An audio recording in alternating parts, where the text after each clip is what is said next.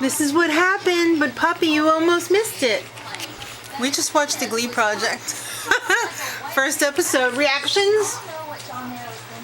Was it good? As good as season 1? What? What do you say? What do you say, sir? Last year was much better. I don't know. I see some possibilities this season. I think they made the right decision on who to send home for the first episode. The guy was barely alive, Max Field. He was just like, alright. What do you think, Puppy? Oh, I don't know. What do you think? What? Do you think they made the right decision? Yeah. Can I see you in the mirror? No. Good. Now can I?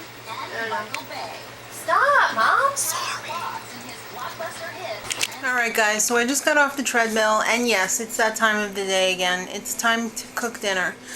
And it's been a very day, so I want to make some comfort food. And when you're vegetarian, that means no meat. Did you know that vegetarian means no meat?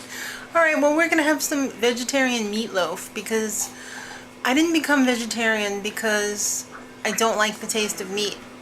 I do like the taste of meat, I just don't want to eat animals. So I'm going to be making some vegetarian meatloaf. And I have never made this recipe before. It looks fairly simple. So it's 2 cans of beans. One is red kidney and the other is chickpeas. Some carrots. I think this is about 4 medium carrots.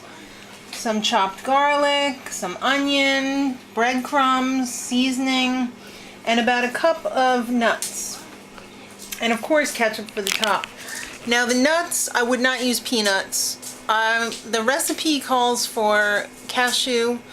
I'm going to use some cashew, pecan, and Brazil nuts. A little combination, because that's what I've got. So first I guess I'm going to get started by cooking the carrots in the microwave. Alright, so the carrots have just come out of the microwave. I've got both types of beans in the mixed bowl here. I'm going to stick this on the KitchenAid and start that mixing in just a second after I chop the nuts in the food processor. Yes, I know what you're thinking. It's a little bit more work than, you know, mixing some chopped meat with some breadcrumbs and egg, but you know what? It's worth it. If you don't want to eat nasty beef, then it's worth it. I'll just mix those up until not till they're like a powder, just till they're like chopped. And I've got my onion and garlic in the pan here. After I get all the separate things together, it should go pretty quickly. Alright, so I've added the carrots to the smushed up beans. Bless you, Sean. In just a minute I'm going to add the chopped up nuts and the onion and garlic and seasoning as soon as that's ready. I'm going to get that all mixed together. And then I think there's only one more ingredient after that, and that's the breadcrumbs, and that's 2 cups of breadcrumbs. So we're going to get that all mixed up in the pan, top it with the ketchup, and stick it in the toaster oven. Alright, and we're back. I greased my crock pan. I forget which stoneware. I greased my stoneware, and I got some of the mixture in there. It actually smells really good. It doesn't smell like meatloaf yet because it hasn't cooked yet. So I'm really anticipating this to be really good. The thing that turns me off about meat, when I was a kid I used to have to cook dinner for my family, and I'm talking like 10 years old. The thing that used to turn me off about meatloaf was actually putting my hands in and mixing the meat with my hands, and it was ice cold and it was slimy and greasy and ugh. So this thankfully is all in the mixing bowl here. I don't have to touch it at all.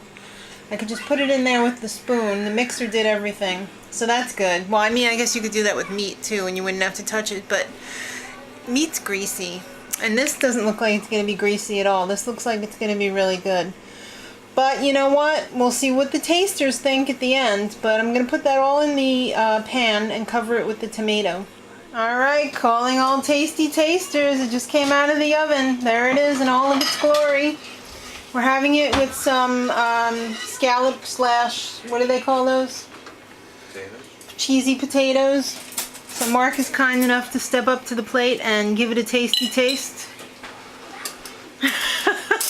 He's staring it down. What do you think? You gonna have some? Looking for my slippies. Your velvet slippies? Yeah, thank you for putting the spoon in the potatoes. I hope it's good, honey. Me too. It looks interesting. I never made it with nuts before, so. I don't know. Some cashews, Brazil nuts, little pecan. They recommended all cashews, but I didn't have enough cashews to put in. Kristen came down and said, smells good. It does smell good. I'll have to give you that much. I'll have a request for tomorrow. What's that? I need more organic shampoo, the black one, the macadamia. Organics? Yeah. Yeah. What do you think? Freaking hot. Ah, Look at the lava on the top. I know. What'd you have for lunch, by the way? Beef and potatoes. That is so weird. Well, this isn't really beef, so it's beef-like. Is it beef-like? No. If you can get past the hot. Why? What does it taste like? It's not bad, but very beef. Oh, no kidding, Mark. But is it good? It's edible.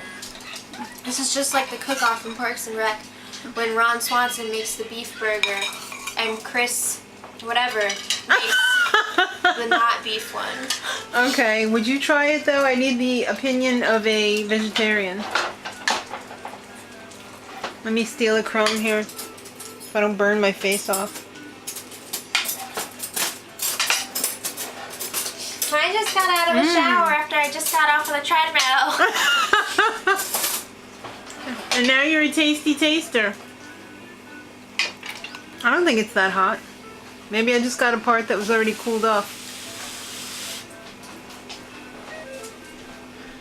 Pretty good. Yeah? But it's not beef. Scalloped potatoes. Oh!